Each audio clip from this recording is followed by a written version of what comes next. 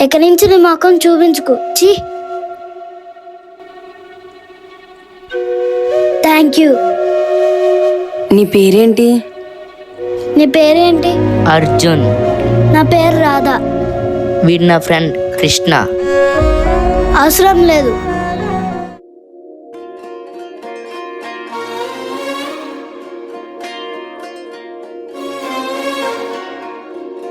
పుట్టినరోజు శుభాకాంక్షలే కోట్ల పిల్ల. థ్యాంక్ యూ అత్త.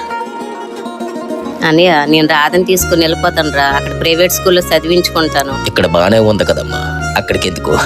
అలా అంట వేటనియా, నాకు ఎలాగా పిల్లలు లేరు కదా. రాధైనా నా దగ్గర ఉంటే పిల్లల లోటు తీరుతుంది కదా.